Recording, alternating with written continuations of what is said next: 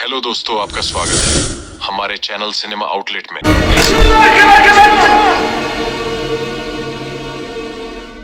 ये रामगढ़ वाले अपनी बेटियों को कौन चक्की का पिसा आटा खिलाते हैं रे?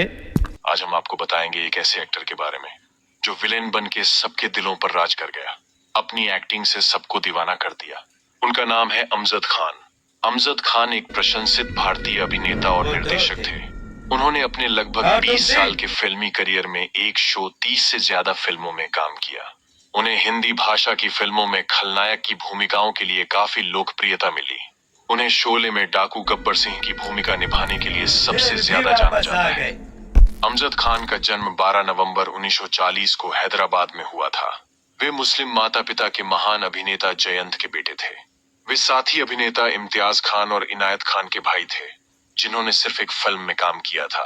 1957 में उन्हें एक बाल कलाकार के रूप में फिल्म अब दिल्ली दूर नहीं में कास्ट किया गया था। उनका परिवार अफगानिस्तान के पठान क्षेत्र गजनी से ताल्लुक रखता है। उन्होंने saint Theresa high school, Bandra से स्कूली शिक्षा प्राप्त की थी। उन्होंने आरडी नेशनल कॉलेज, बांद्रा में पढ़ाई की और महासचिव थे। उन्होंने पहले से ही एक हैवीवेट दादा होने की प्रतिष्ठा हासिल कर ली थी और उनसे लोग डरते और सम्मान करते थे। 1972 में उन्होंने शीला खान से विवाह किया और अगले वर्ष उन्होंने अपने पहले बच्चे शादाब खान को जन्म दिया, जिसने कुछ फिल्मों में अभिनय किया। उनकी एक बेटी अहलम खान और एक बेटा सीमाब खान भी थे। कहा जाता है कि उनका अभिनेत्री कल्पना अय्यर के साथ प्रेम प्रसंग था, जिन्होंने उनकी मृत्यु के बाद किसी से शादी नहीं की। फिल्मों में आने से पहले अमजद एक थिएटर अभिनेता थे। उनकी पहली फिल्म 17 साल की उम्र में एक बाल कलाकार के रूप में फिल्म अब दिल्ली दूर नहीं थी। उन्होंने 1960 के दशक के अंत आसिफ को फिल्म लव एंड गॉड में सहायक बनाया और इस फिल्म में एक संक्षिप्त भूमिका भी निभाई थी, जो उनकी आधिकारिक फिल्म शुरुआत होती। लेकिन 1972 में के आसिफ की मृत्यु के बाद फिल्म अधूरी रह गई और यह 1986 में रिलीज हुई। 1973 में उन्होंने हिंदुस्तान की कसम से अपने फिल्मी करियर की शुरुआत की। 1975 में उन्हें सलीम द्वारा फिल्म शोले के लिए एक डाकू गब्बर सिंह की भूमिका की पेशकश की गई थी, जो फिल्म के लेखकों में से एक थे।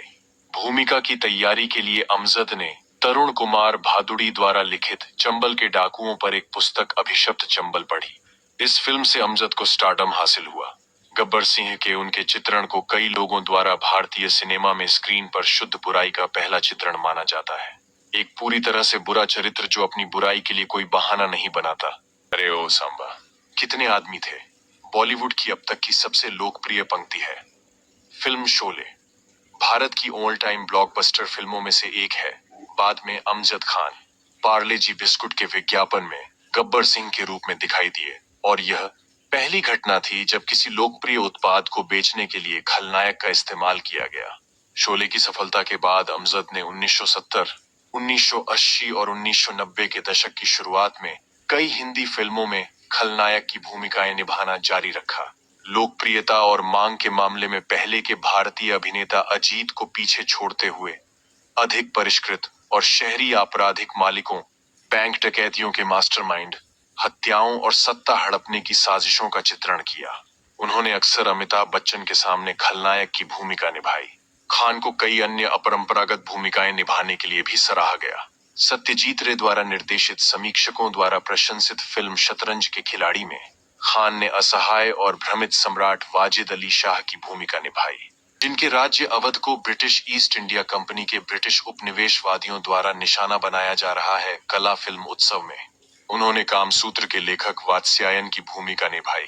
1988 में वे मर्चेंट आइवरी की अंग्रेजी फिल्म द परफेक्ट मर्डर में अंडरवर्ल्ड डॉन की भूमिका में दिखाई दिए।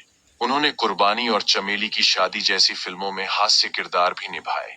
1991 में उन्होंने फिर से रामगढ़ के शोले में गब्बर सिंह की भूमिका निभाई, जो कि पौराणिक फिल्म की पैरोडी थी, जिसमें अमिताभ बच्चन और देव आनंद के हमशक्ल भी शामिल थे। उन्होंने 1980 के दशक में कुछ समय के लिए निर्देशन में भी हाथ आजमाया और चोर पुलिस और अमीर आदमी गरीब आदमी में अभिनय और निर्देशन भी किया, लेकिन दोनों ही फिल्में बॉक्स ऑफिस पर अच्छा प्रदर्शन नहीं कर पाईं। अमजद एक्टर्स गिल्ड एसोसिएशन के अध्यक्ष भी थे। जैसा कि पहले बताया गया है, वे कॉलेज में एक नेता थे और वयस्क फिल्म उद्योग में भी उनका सम्मान किया जाता था। वे अभिनेताओं और निर्देशकों, निर्माताओं के बीच विवादों में हस्तक्षेप करते और बातचीत करते थे।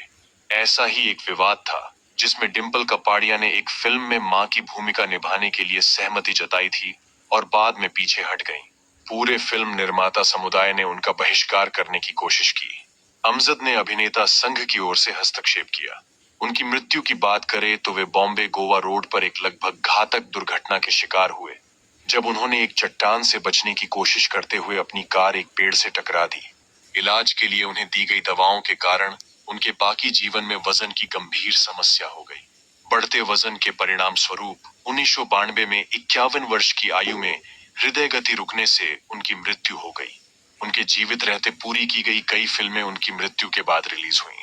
उनका अंतिम संस्कार जुलूस पाली हिल में उनके घर से बांद्रा पूर्व में मुस्लिम दफन तक गया।